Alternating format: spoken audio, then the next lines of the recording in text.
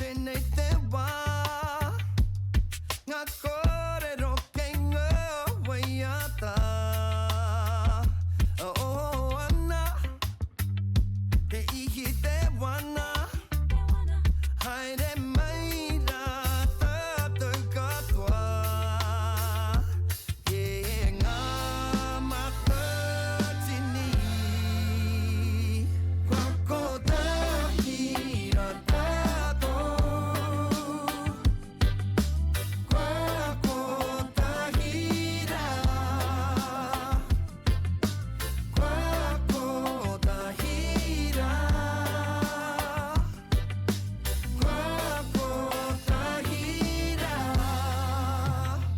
Kia makarite, karanga nei te matatini, kia tata.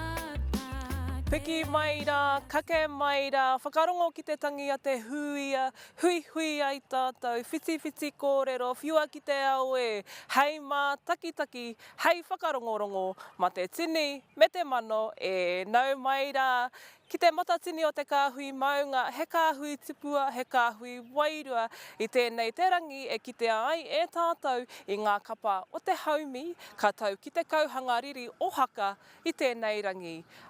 I tēnei wā e ahua, ko te makiu tāngata tērā e rārangi mai ana, kia tai mai ki mua i te aroa kapa, me te mōhioia ko e tehi o ngā tino kapa, ka tau ki te kauhanga riri o haka i tēnei rā. Koe nei te hanumitanga o te Aukaha Pāho Māori, kua whakakōpā i tēnei o ngā wiki e puta ai ngā kōrero o te matatini ki a koutou e te motu whānui. Ko Whatitiri te wake tērā o te Ao Māori News, ko te Kawa Paora tērā o Aukaha News, rātou ko Shakayla Alapaki Andrews tērā o Tahu News. Engari tēnei wā, kia whangātu tātou ki a te Kawa Paora, e tatari mai ana ki tētahi o ngā taunga waka ki konei, ki Pūkōrero i tēnei wā tonu. Me te mōhioia, e hara noa ko ngā waka tērā i tai mai ki e rārangi mai ana ki tērā taunga waka. Ko ngā hoihoa anoho ki tērā, nera e te Kawa Paora. A tēnā koe Regan, a tēnā tātou katoa ai tika ana tērā i tai moata rawa mai māua ko taku kai kāmera i tēnei ata ki te koko tēnei pito o te tiriti o coronation ki te KTP e te iwi. I tai mai i te wainganui pō te ahua nei, e kau. I ki te matimātau i ngā hoiho i te huhua o tangata, i tai moata hoki mai ki konei mo tēnei kaupapa nui whakahirahira ko te matatini ke muri ahau i tēnei wā, ka haere pēnei mai ngā motoka ka haere ki te whakaeke ki runga i Pūkōrero i a Bowl of Brooklands i tēnei rā, te ātāhua hoki. Ka tahi anoa ngā tika hungunu kia hipa i a mātou i tēnei wā. Toko maha, ngā tāngata toko maha hoki o ngā rōpū kua tai mai ko te tū mataora, ko ki te aeau, ko ki te hoki. I ngā kaitautoko o te rōpū tuatahi ka whakaeke ki runga i te papa tū waiwai ko te kapahaka o ngā tirangi nui tērā. Te tiro ki te iwi, e hikaka ana te whakaeke ki runga ai a Pūkōrero i tēnei rā. Tēnā koe te kawa i ēnā pito kōrero. Kāre kore, kei te kitea te hua o aua waka e rārangi mai ana i te makiu tangata e rārangi mai ana ki ngā keti ka huakina, ka puare ake te haurua i te whetu karaka i tēnei ata. Nō reira, he rangi nui te hara mai nei e te motu whānui. O tira ko tō mātou tangata ko Shakayla tērā, kei tētahi kāinga noho o ngā kapahaka katu i tēnei rangi. Shakayla, kei hea rā koe? E hoa, kei konei ahau kei Waitara, e whai haere ana i te kapahaka o kia ngāwari, ko rātou tērā e tū ana e whakakanohi ana i tā rātou rohe o te tauihu o te waka a Māui i tēnei rā. Hei te kaumātahi pahi i te kaumātahi karaka ka tū ai rātou ki te ātāmira. Heoi anō, e rua wiki ki muri i haere au ki tā rātou prakata i tā rātou wānanga whakamutunga i mua i tā rātou haerenga mai ki te matatini, I noho tahi au ki tā rātou tā. Engari, ko te wairua i tēnei wā he pai, he ngāwari, ka tahi anō au ka kai, ki tā rātou taha, me te huhua nui o ngā kai anō hoki, nā reira, ai, kei te taupai haere ngā wairua, ngā tangata ki konei ki Waitara i tēnei wā. Kua ora anō koe tuahine i tērā parakuhi kāre kore kua puta apito, kua mākona roto, no reira tēnā koe Shaki, nā kōrero. Kāre kore ka kite i te hua o ngā mahi nui kua puta ia kia ngā wari i ngā marama kua taha ake nei. O tira kia whangātu tātou ki toku hoa kua wehe iau i tēnei ata, kia Whatitiri te wake o Te Ao Māori News. Me te aha kāre kore ko e tehi o ngā tino ingoa o te ao haka katu i tēnei ata, ne Whati? Ai, tika ana tērā e Regan, mōrena e te whānau. Ai, kei konei au, kei te wāhi pātata atu ki te wharepā pāho, o tira te wāhi hoko kai, hoko aha rānei. He nui ngā rōpū kātu i tēnei rā.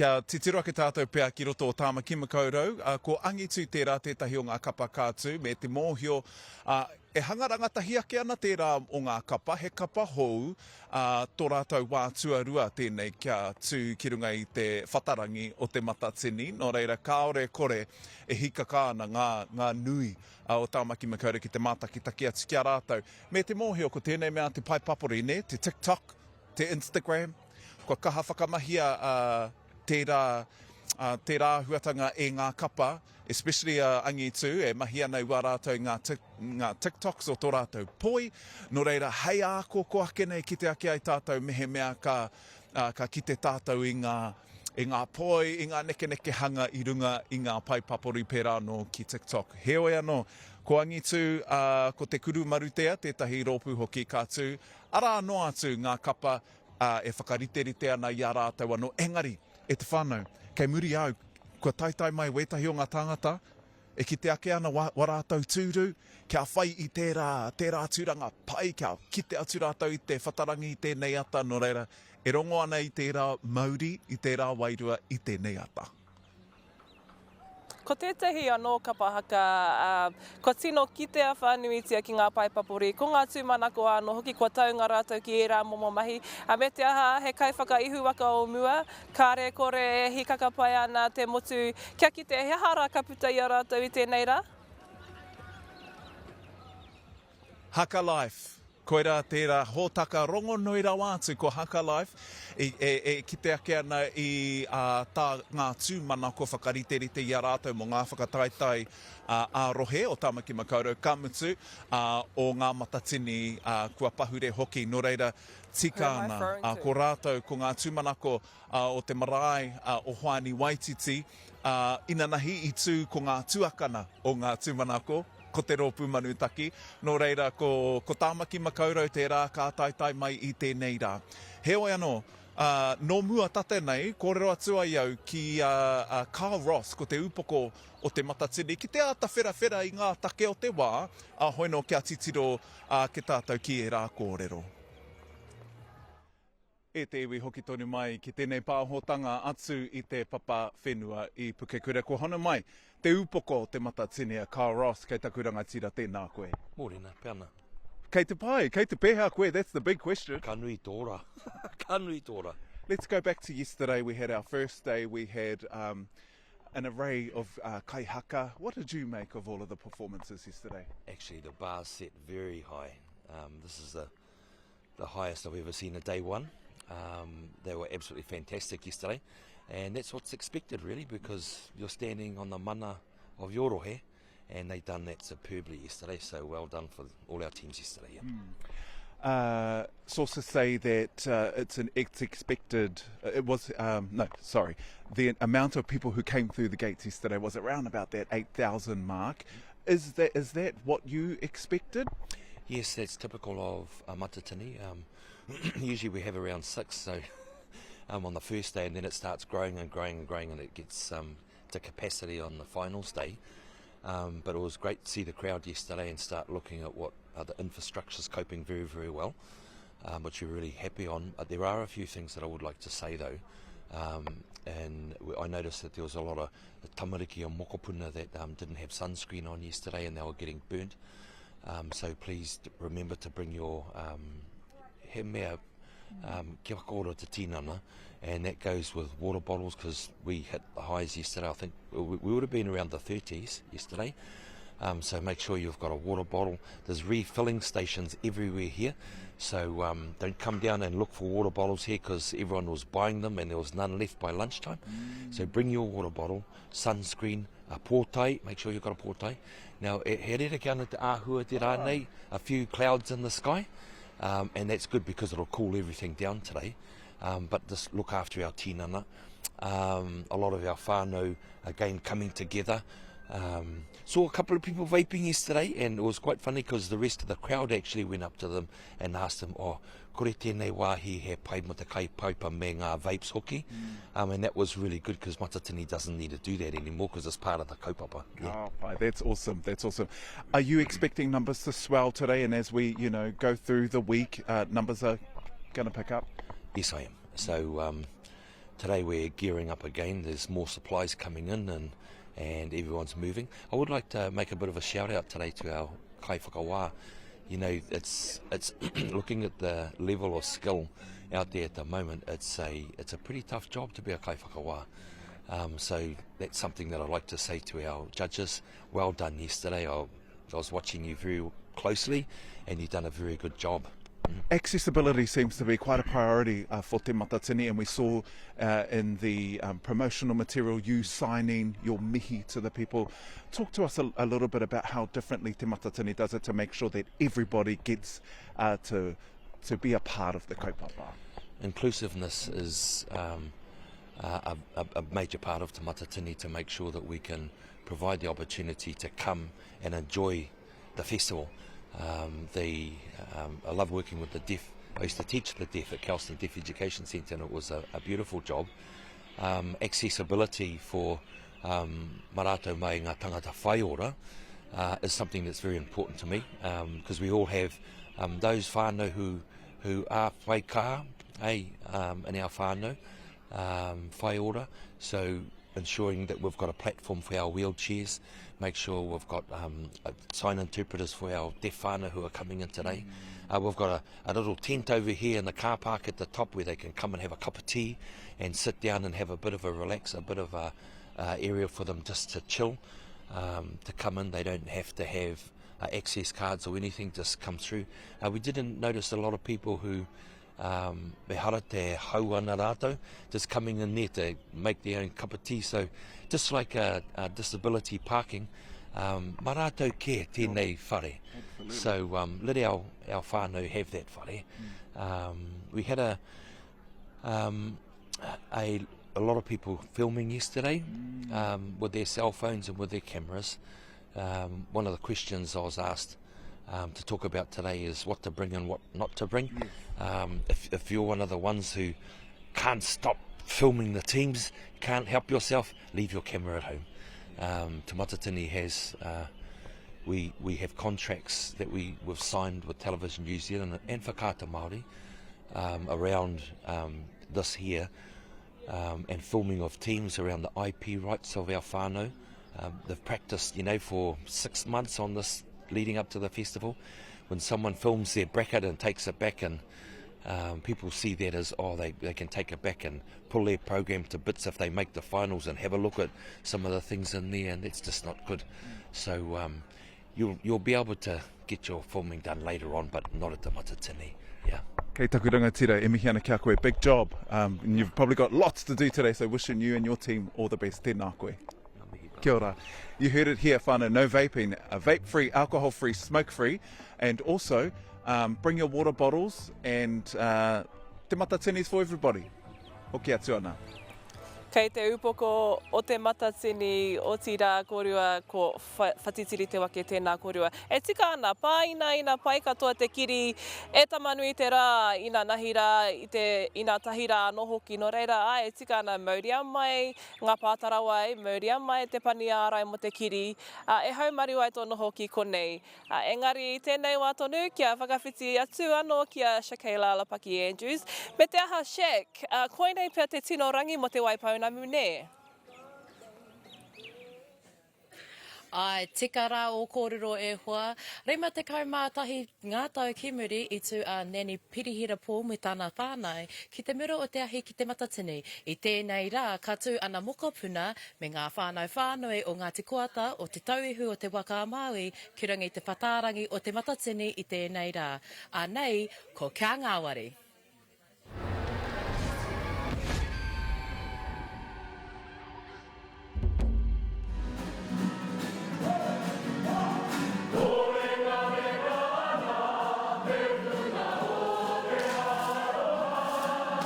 Ko te ingoa te kapa nei, ko te kapa o kia ngāwari, no te tauihu o te waka, no whakatūhoki, o whakatū marae te papakainga.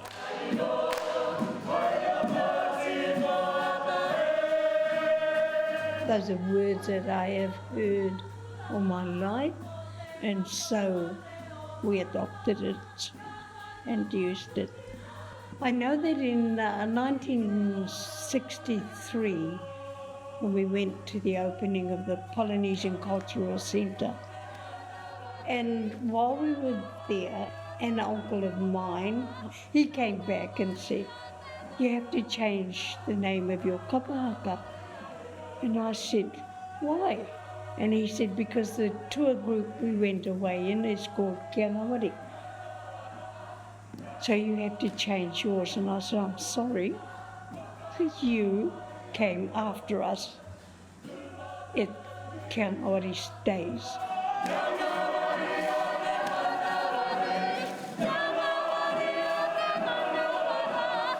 We won a tira in Waitangi, and that was our only win. And so, I mean, we've always been last. There weren't that many teams then, but we were still last. And it's okay. Somebody has to come last. We were happy just to be participants.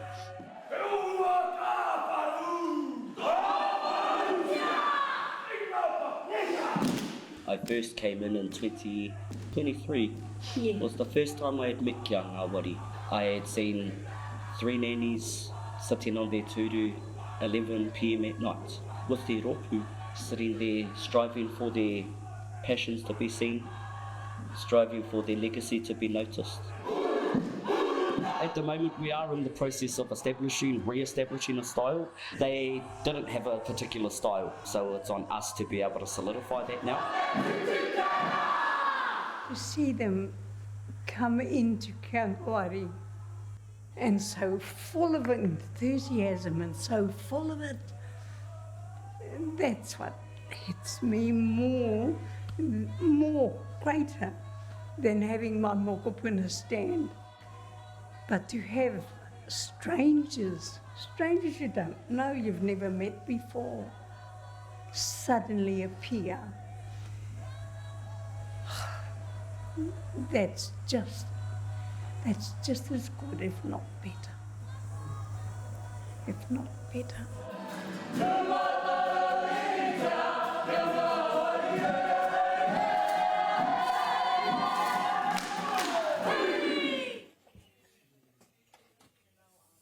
Tautoko au ngā kōrero o neni pirihira pō I tēnei wā. Ka tae koutou te mātaki I tēnei rōpū, koinei te rōpū tuatahi mai te waipounamu ka tū I tēnei rā, hei te kaumātahi pahi, te kaumātahi karaka I tēnei ata. Mauri ora. Tēnā koe, Shakayla, I ēnā kōrero. O tira ki tērā kapa, me tērā ruruhi anō hoki kāre kore. Kua tai mai ngā pataki o kia Ngāwari, e Ngāwari ai te noho ki konei ki Pūkōrero I tēnei rā. O tira, tōna te kauminiti, tairawa ki te puaretanga o ngā kēti. Engari I tēnei wā tonu, kia whangāsu tātou kia te Kawa Paora, kei tētahi o ngā tūnga waka. Te Kawa. Kia ora mai tātou I te iwi, kei konei kei taka, kei konei e hau ki te taha o te rārangi tatari kia whakaeke ki roto I a Pūkōrero I tēnei wā, kei konei kei taku taha ko rāwiri, ko haere mai ki te he kaihaka e kaitou te kora? He kaihaka, o te tū mataora, pehe ana I tēnei wā. Whakaronga ana ki tēnei a tāhuatanga. Tautoko ana o mātou nei hoa, Heo e anora, i tēnei wā, he hoariri, ki runga i te atamira, heo e anora, ko ia, ka tai mai te tautoko i tini o rehua, i tēnei ata, me te ringakaha, ko ia, hei te tai te katoa no mātou. Ātāhua rā te whareni. Kōrero mai, pehe ana te wairua ke roto o tō rōpū, ke roto hoki i tēnei kaupapa? He tino tau. Ko ngā huatanga i tīmata mai i ngā whakariterite. Te kaua mai tō mātou nei kuia, tuku rāwatea, nei ni dawn. Whakaokia mai tōna wairua, tōna whānau, te whānau maruera, ki konei. Me te āhuatanga o enei āhuatanga nā poropiti, nā poropiti o te rohe nei, o te tai hau āuru. Ka whakanui ana o ārātou nei mahi. Ko ngā uri whakaeke, i roto i tēnei o tō mātou nei whānau. Tēnā koe rāwiri mō te whaiwahi mai kia mātou te tiro. E te kāmera ki te huhua o tāngata ko tai mai. E tatari tonu ana kia haere ki roto i te ia Pūkōrero te Bowl of Brooklands i tēnei rā. Kia ora tātou. Kia ora. Tēnā korua o tira tēnā koe rāwari. Shidlock o te tui mataora, e mihi ana kia koe. Tōna tikanga ko te makiu tangata hoki tērā kei ngā toa hoko. No reira, Whatitiri, e pehe ana te wairua ki tērā peka o Pūkōrero? E Regan, tēnā koe o tira tēnā tātou hoki tonu mai ki tēnei pāhotanga. E te whānau, kei tētahi kētia hau, e whanga mai ana, ngā rau tāngata, kua tai mai, hei te haurua mai o te whitu kahua ki te kēti, nā ka āhei, ka tāia, te iwi, te kuhu atu, ki te kimi i tētahi tūru pai. Engari, kua hono mai tētahi o ngā apatake o te ao haka, tētahi o ngā pauhaka o Ahitereiria, e hoa, tēnā koe morena. Tēnā koe, morena kia tātou. E te whānau, kei mua rawa atu ia i te raina, no reira, wai mari ana ia. E hoa, kororo mai, i haere mai koe i Ahitereiria, ne? Kororo mai mo te āhuatanga o tō tai mai ki konei. Kua pai katoa. Kua pai katoa tō mātou nohonga ki raro i ngā rekereke o te koro taranaki. Engari kua hunuku mai te marea, te nui puku, ki te tautoko i o mātou whanaunga, ka tū i te atanei. Ko te ata whai pūmanawa tērā, no roto mai o Wikitoria, o Nārama. Hei a pōpō ka tū ko te hau tawhiti, me manawa mai tawhiti. No reira nei rā ko te marea, ko te ata whai pūmanawa tēnei, e mau anei ngā kākahu kāraka. Ko hoki mai tātou ki te mana o te matatini, ki te whakatau i a mātou anō, me te taunaki i o mātou whanaunga ka tū i te ahi i te atanei. He tangata haka koe, whakamaramahia mai wetahi o ngā kare aroto e rango nāna e ngā kapa, especially ngā mea o Ahitereiria me te mōhio, he rā nui tēnei, ne? He rā nui te matatini, engari he waimaria katoa na mātou ki te hoki mai, ki te mātakitaki ātīnana nei. I te nuinga o te wā, ka noho mātou ki te hāneanea o mātou kāinga, ki te tautoko maroto i te pauaka whakaata, engari ki te hoki ātīnana mai, he kitenga kanohi e piki ngā wairua. Pātai whakamutunga, i tuatui ngā kapa o Ahitereiria, me ngā kapa o tō iwi, ko wai ngā kapa e hihia na koe ki te mātakitaki? Ko ngā kapa katoa. Ko ngā kapa katoa kia haumaru taku tū. Engari, i rawe ki au te tū te pōmanga tāwhiri i nana hira. Me te tū a te whānau apanui. Engari, hikaka katoa na mātai ki te mātakitaki i angi tū. Ko hoki mai ki ngā ki te awhiawhi. Tēnā koe i e nā kōrero. Ngā mihi nui. Ngā mihi nui.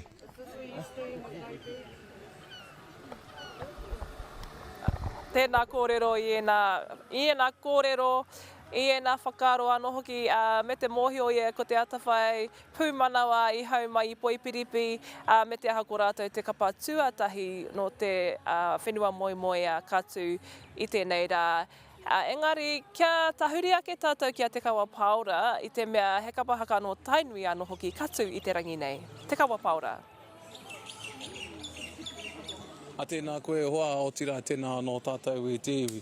Ai tika ana tērā ko te rōpū tuatoru o tainui waka ka tui tēnei rā. Ko te tika hurangi me te aha i tū tō rātou rōpū. Tēnā te paika hurangi ina nahi me te ātāhua o tō rātou tū. Anei, te tika hurangi.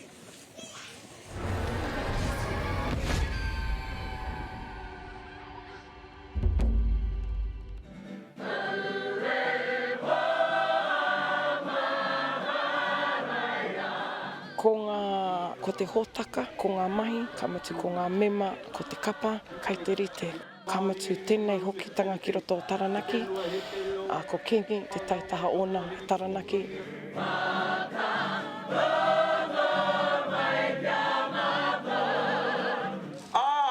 Ahakoa te kaupapa, ahakoa te hui, whakataetae atu, whakataetae mai, he karakia te mahi. Ka kao mai koutou ki te kākahu i a mātou I roto I te kororia o te atua kia tika I te haere. Nā te mea mana ka puta kaora.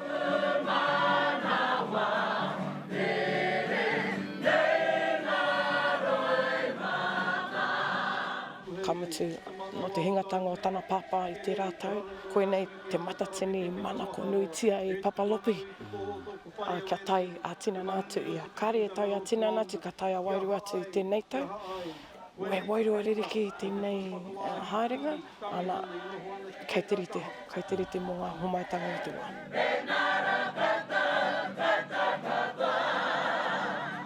Tēnei hoki te hikawe mai te ahuatanga ki aitua. Tērā tō tātou kui e tangi hiana ki runga o Parihaka, a māta, o tira o tātou mate katoa. Nā te mea kua rongo mātou I te mamai. Te mamai o te tinana, engari te mamai o te wairua. Te mamai o te ngākau. Engari, I runga I tō mātou whakapono ki te koa. Kei roto I te kororia o te kaupapa e whai ane e mātou I iu.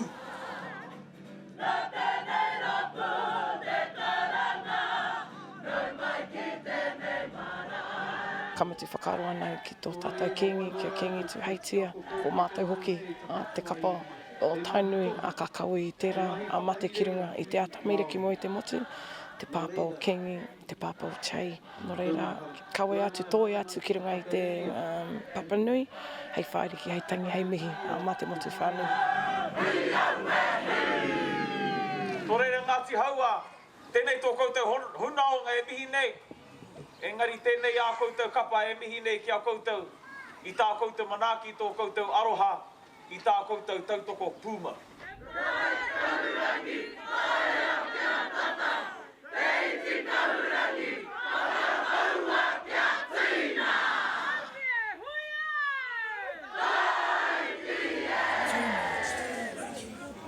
Kia ora no tātou I te iwi, ai, kei konei ahau, ki te pito mua o tēnei o ngā rārangi tatari, kāre anō kia huakina ngā kēti a mō tēnei kaupapa whakahirahira ara kōrā ko ngā reo o te rōpū tau tōhito me ki ko te tika hurangi tērā. Hei te haurua mai te toru, whakaeke ai tēnei kapa ki runga I te papa whakaneke ki konei ki te matatini o Te Kāhui Maunga. Tēnā koe te kawa I ēnā kōrero. Me te hia mō pai a etahi, o te haukanga, me te mōhio ia no kingi tonu tēnei no konei a kingi. No reira, kare kore ko tōna whānau, ka muia katoatia e te papa o Pūkōrero I tēnei rā. E huro ana te hunga, e taitai mai ana, e oma mai ana ngā tangata ki ngā kēti, kua puare ngā kēti e te whānau. No reira, koutou mā ke te kāinga tēnā, haere mai, kia kai I te hakari nui o te matatini kua hora nei. Engari I tēnei wā tonu, ki te mai ko te hunga tērā oma, ki mua tonu I te whatarangi I tēnei wā tonu. Ara ia ngā tangata, haere mai ki te matatini o Te Kāhui Maunga, me te hikaka pai o tēnei hunga e te whānau. Ko rātou tērā e huro pai ana. Engari I tēnei wā tonu, kia peka atu tātou kia Shakayla-Alapaki Andrews. Shakayla, he hara ngā kōrero o te wā ki tōnā peka?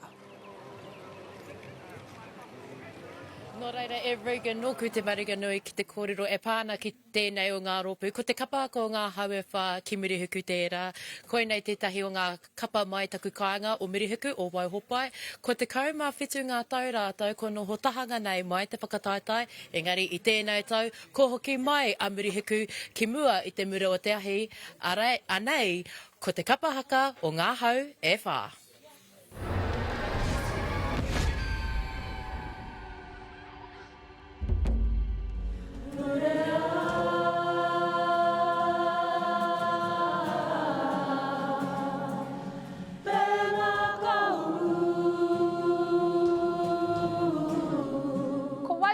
Ko te kapahaka o ngā hauewha ki murihiku, ko murihiku te rohe, ko te wharekura o aro whenua te kura, ko urua o te wharenui.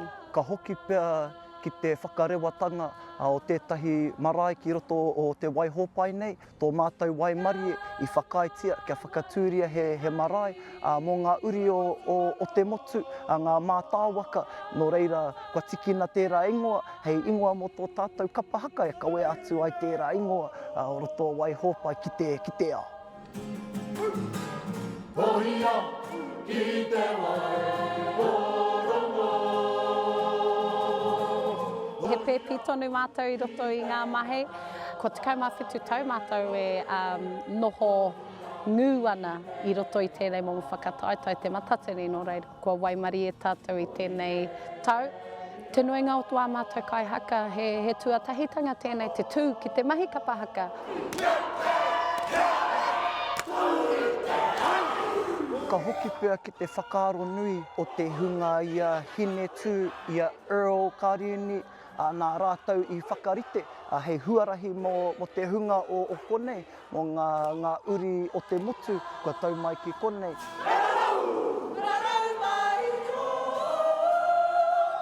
He uaua, mō mātou o ngā hauewha i te mea no mātāwaka ka tō mātou. He uaua te mea atu ki te iwi ki tō mātou. Hei, parea tō taira o ngā tipora o wai ake ki te taha nei te taira. Kari tino pēra.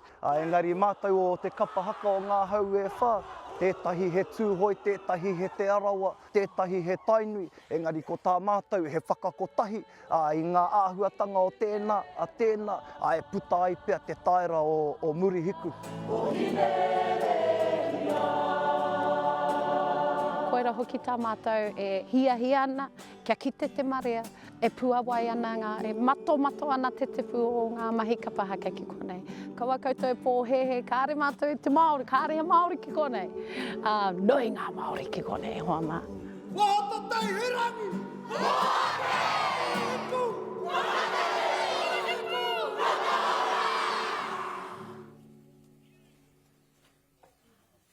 Nō reira, murihuku whakatehe, murihuku mataora ka tū te kapahaka o ngā hauewha ki murihuku hei te kaumawhitu pahi i te rua karaka i te ahiahi nei. Ka hoki atu te mauri ki a koe e Regan.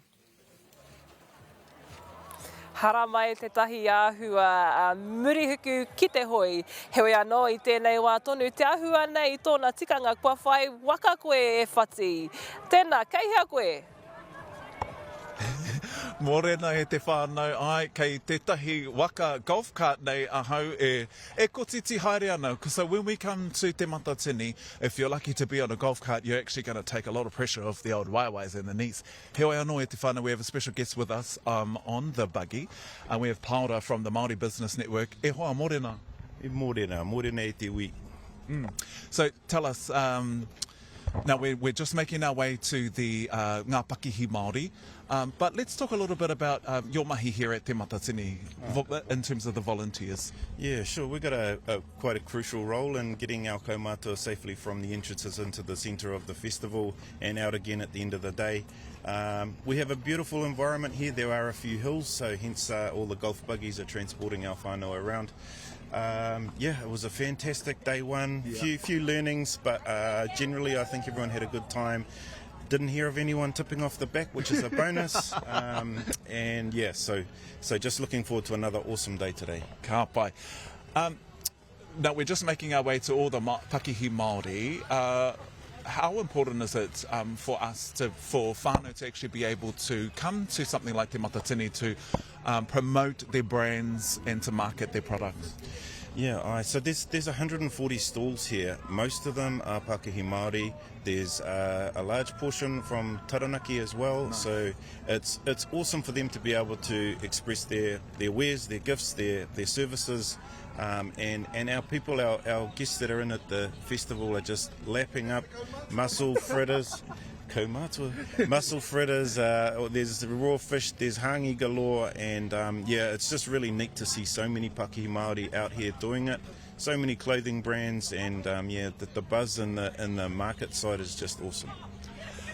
Now, talk to us a little bit about the numbers, because I'm sure there's been some forecasts around how much pūtea is going to be brought into the region, and what impact that's going to have on the local economy. So I think from memory 22 million was brought into the last Matatini festival in Auckland, and they look at credit card sales and FSPOS swipings and all that kind of stuff. So, if that was to come here to Taranaki, just a wonderful boost for our local economy, for our Pākehī themselves and for our whānau. So just really looking forward to bring your wallet whānau, come and taste some of the wonderful things that are on offer. Pātai whakamutunga, there's, as you mentioned, a lot of the local Taranaki businesses. What are you observing in terms of patterns and trends around the local Māori economy of this region? Yeah, good question. A lot of our Pākehī are quite small in numbers, so we're talking under 10 employees. So they suffer that extra challenge, that extra hurdle of trying to go up against the big boys. So we exist as a Māori business network to try and support capacity uplift, to try and support capability growth. We run things like cadetships and mentoring programs, that kind of thing, to just support our Pākehī Māori. So what I've noticed from today, a lot of them have reinvented themselves. So we've got a civil group over there who's cooking hangi. We've got another group doing fry bread and bacon. Not their core duties normally, but taking advantage of this wonderful opportunity in Te Matatini here. There you have it, Morena. There you have it, Te Whānau. Just a bit of a snapshot, a look at what is happening here at Te Matatini. We've got all the kai and all the Pākehī Māori, which, if you're here, tautoko. But we're just going to keep having a little tiki-tour around on this golf cart, and we'll come back to you a little later on. Paia, no rere tiwi. Hara mai ki te kai ngā hua katoa o ngā toa kei runga rawara me te huhua o ngā toa hoko Māori. No reira hara mai, mauria mai te pūtea, heoi anō i tēnei wā tonu, kei te kiki haere a mua, kei te hikaka pai ngā apataki o konei, kei te kiki pai a mua i tēnei wā, me te aha, katahi tonu ngā kiti ka Pūkōrero. Ka tīmata te kapahaka tuatahi a te haurua i te waru karaka. Nō reira, mehe hikaka pai koe ki te haramai ki konei, haramai nai nei te whānau, haramai nai nei. Engari i tēnei wā tonu, e toru ngā kapa no te taihau āuru katu i tēnei rangi. Engari, ko tētahi o ngā kapahaka, no konei tonu no raro, no ngā uri o maunga Taranaki katu a te ahi nei, ko ngā purapura o te taihau āuru. Me te aha ko tā rātou e whai nei i ngā tikanga o tua uki uki, kia mauria atu ki runga i te kauhanga riri o haka i tēnei rā. Anei rā, ngā purapura o te taihau āuru.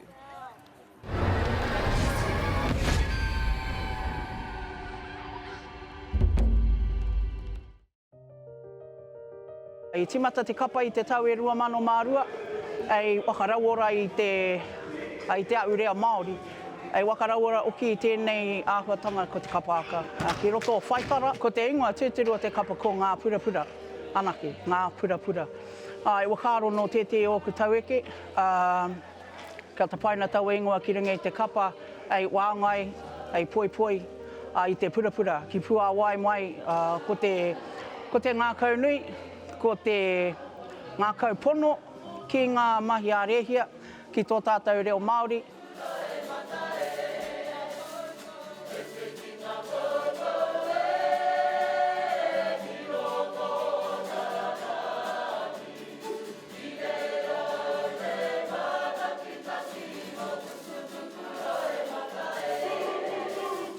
ko te kaupapa tūranga iho, e kawe anei me te purapura, ko ngā kōrero a ngā poropiti, ko ngā poropiti o te kāinga, a tītoka ori, a te whiti o ronga mai, a tohu kākahi, a mere riki, e kōrimu rātana. Maringa nui no te kapa o ngā purapura te noho tahi me koro te huirangi i roto i ngā tau iwa te kau. Ka tahi ka hunuku mai a koro te huirangi ki te āta noho, ki roto i te purapura, ki te poi waka tina i te reo me ona tikanga.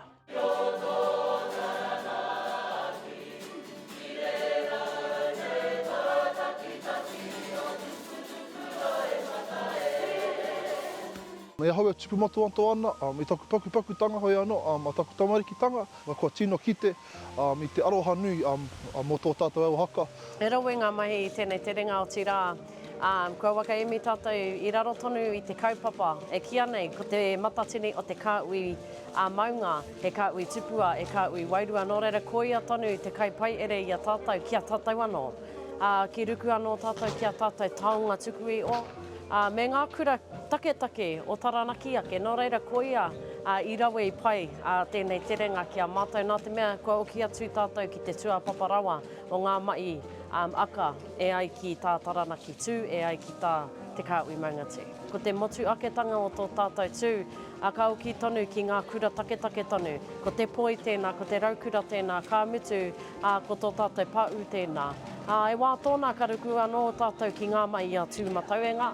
Engari, katoa ēnā, e kura take ki a tātou no reira, kua wai anga, kua wakarite tātou i tā tātou tū, kia kawe tika pia ara te kupu i a tātou taonga, ki runga tonu i te papatūnga waiwai. Me haro pai katoa taku tōku noho ki te taha o ngā purapura o te taihau auru. Me te mohi o ia, ko aroha Broughton, te kaiako matua o tērā kapahaka i tēnei tau. Nō reira, e mihi ana ki tērā kapa. O tī rā ka tahi tonu au ka ki te ia whati e karore haere ana i runga i tōna waka. Me te hikaka pai te kite i tēnā. Engari i tēnei wā tonu, kia peka atu tātou kia te kawa Paora. Kia ora e hoa, kia ora anō tātou e te iwi ai, kei konei kei takutaha, ko e tehi o ngā kaitautoko o te kapahaka o Ngāti Ranginui, ko Tommy ka pai tēnei, ko te koi, mā rei kura, pehe ana, how are you guys feeling today, bro? Ngāti Ranginui is about to go on very soon. We're excited, we're nervous, but we're all good. Morena Aotearoa.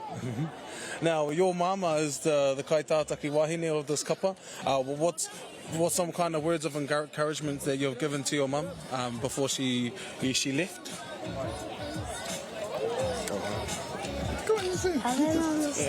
Whai ana tēnā. How is it like having a kaitātaki wahine in your whānau, bro?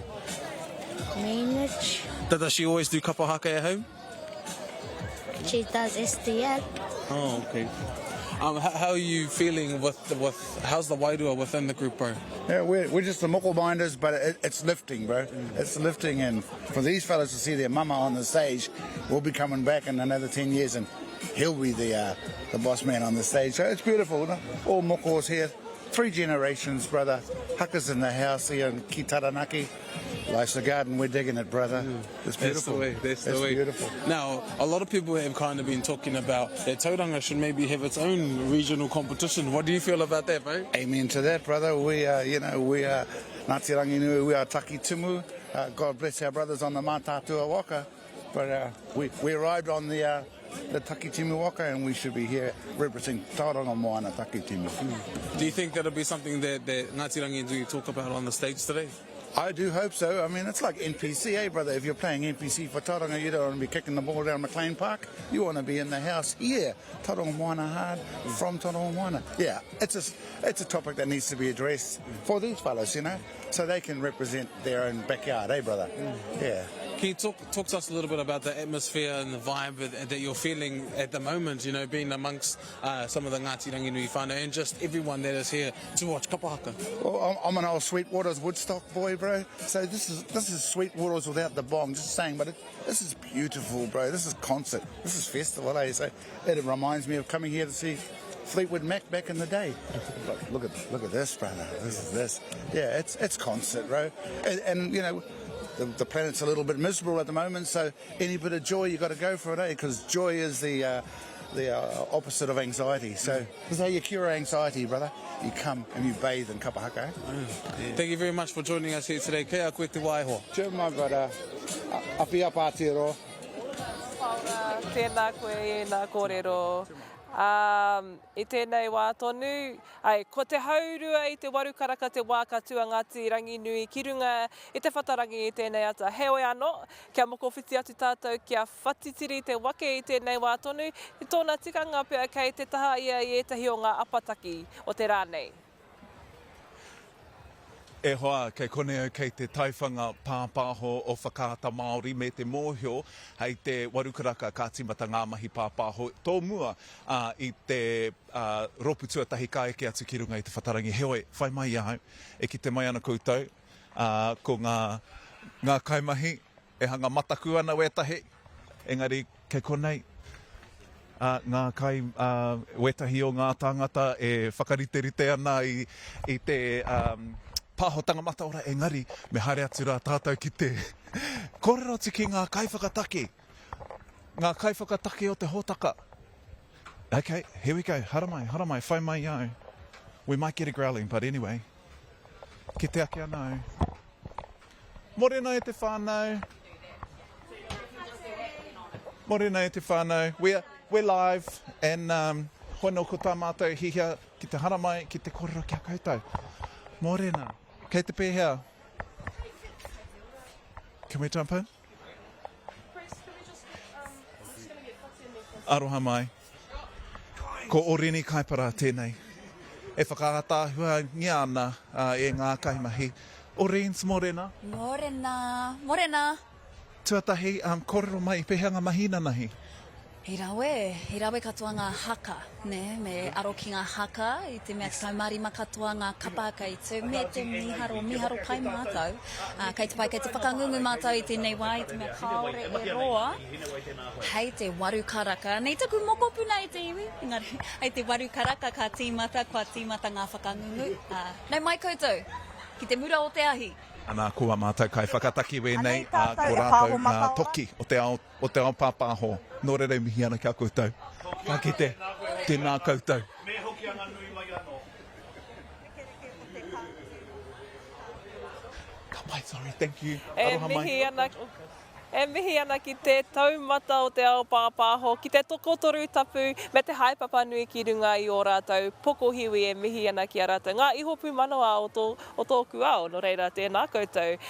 O tira, kei te kiki haere te taiwhanga nei o Pūkōrero ki ngā apataki o haka, me te hīkakapai, me te mōhio ia te haurua i te warukaraka tīmata, hiki ai te mānuka o Te Haumi i tēnei rā.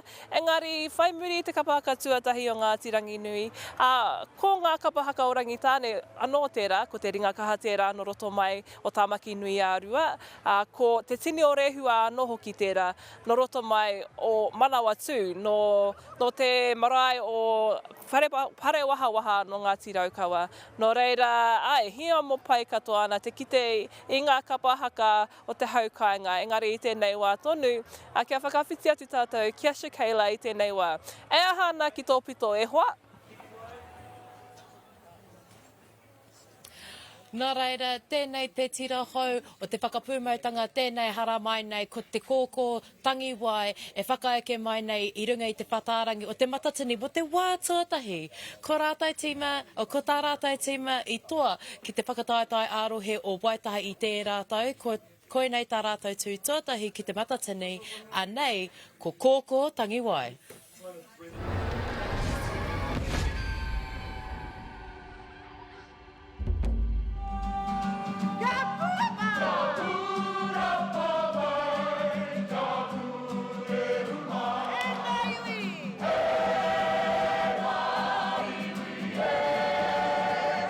Ko te ingoa o te kapa ko kōkō tangi wai, ko waitaha te rohe.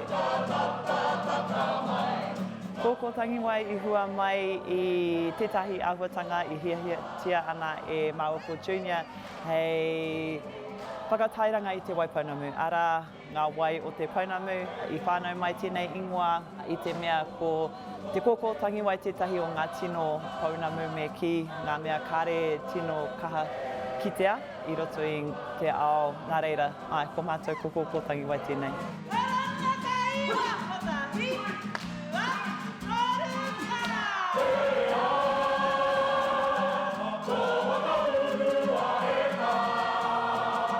The saying we have is good people, good times and good vibes. That's what we go by. This is my first Matatini and feeling excited but nervous at the same time because, you know, it's just whenever I walk on stage, it's the people that scream me. As a group, I think our goal was to at least make top 12. Yeah, just place real good in our pool because we've got some tough people.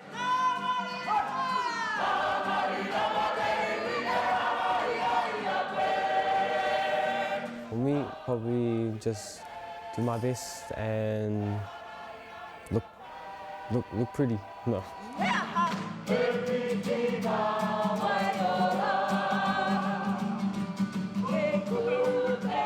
Ko tahi tau mātou I tū te rā whānau I te rā marama I te rua te kaumātoru o Hānuere. Heoi, kua te kaumārua marama noiho mātou e tū ana e mahi haka ana I raro I te maru o kokotangi wai. Engari, ko ngā kaihaka o roto, kua roa rātou e whakapau wera ana mo tēnei rohe mo te auhaka te take.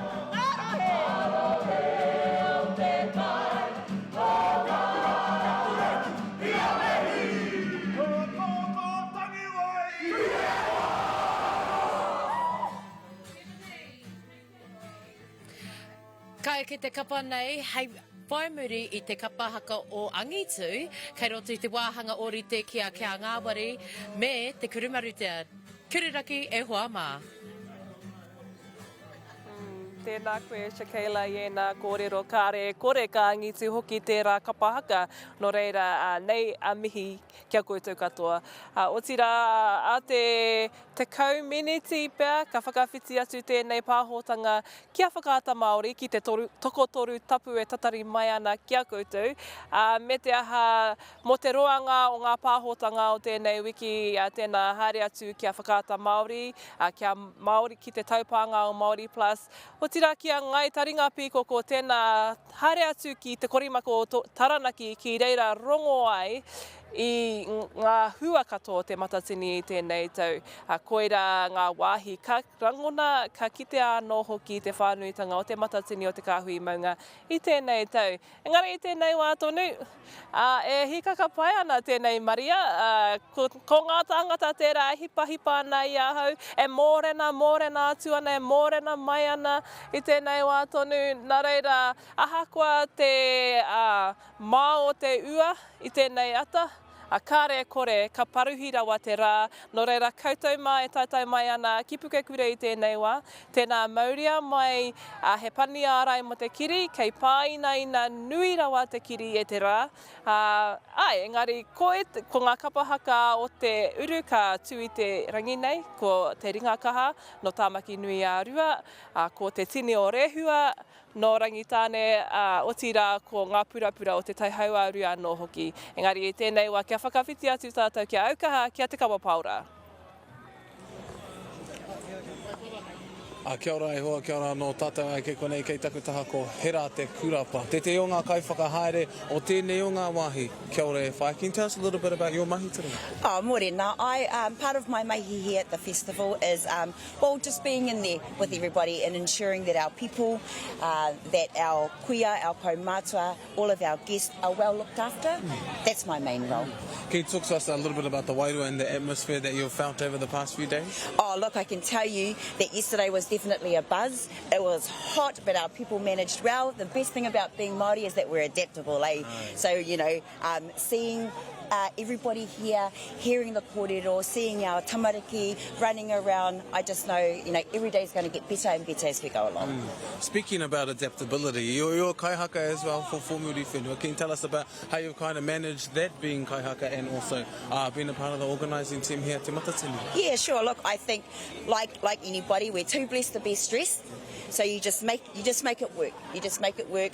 Mahi, You've always got mahi and kaihaka, but being a kaihaka is the one thing that fills my soul, it fills my wairua and it fills my hinengaro. Without my whānau, I don't think I'd be able to do anything. So being a kaihaka and to be able to stand here at Te Matatini, I couldn't think of anything better.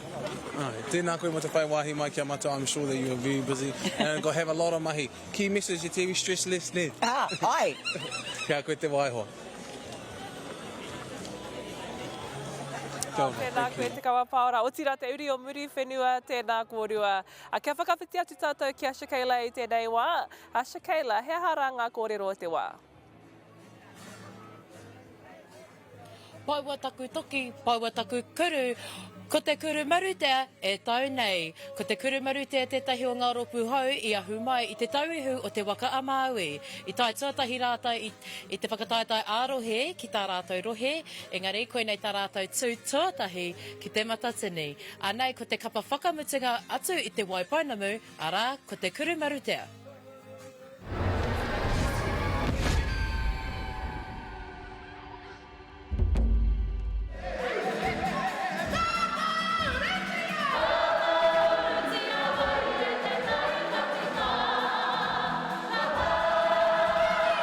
Tō mātou kapa ko te kuru marutea i ahu mai i ngā kāwai whakapapa o ngā iwi e wari o te tauihu o te waka.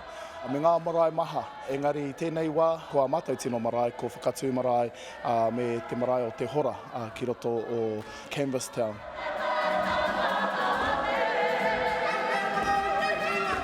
Te ingoa o te kuru marutea i a mātou e wānanga ana ki te whakatū tētahi kapa hou ki konei ki te tauihu. I te whakaro mātou mō ngā momo, mi ngā momo āhuatanga ka kitea ki konei. E tīkina ake ko tētahi o ngā ingoa tawhito mai ngā iwi o konei mo te pakohe, ko te marutea tēnā. He kiwi a te tai, ko te kuru ko ngā toka ka kite ki konei ki te tairoa kereopa. Ko te tikanga ia, ka pērā tonu mātou, ka tū mātou pērā i te kuru ki te whati i ngā toka. Engari me pono aku kōrero nā taku māma me taku pāpā te karanga kia hoki mai ki te kāinga. Koera te painga pēa o kumātua, cutthroat as a taku māma, ka tuhi notes ki ahau, ia top drop. He wai marie no mātou i a mātou kapa tawhito, ia te pautū māro, ia te whatukura. Koera pia te tuāpapa o ngā mahi katoa me te tuāpapa o tēnei kapa. Koenei te reanga hou, te nuinga o rātou he tauira o mua oku, nā reira ko māua ko taku ankara a Wayne, ngā kaumātua o tēnei kapa.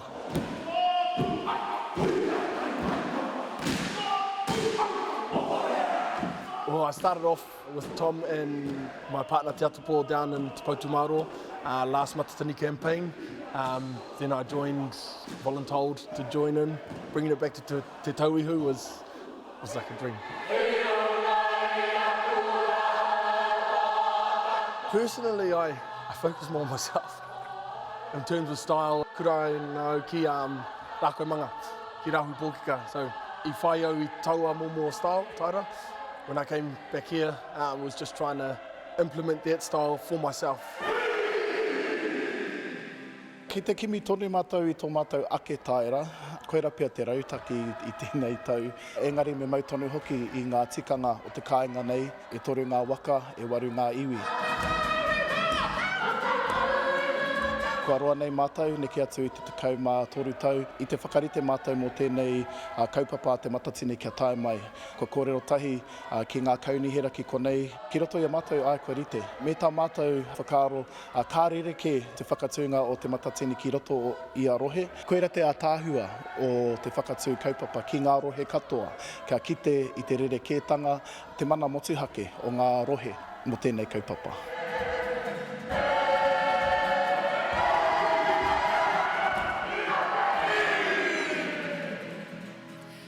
E te whānau koira te kapohau o Tom Alessana mai te tauihu o te waka Māui, ara ka tū rātou whaimuri I te tahi karaka I tēnei ahiahi. Kuriraki e hoa mā.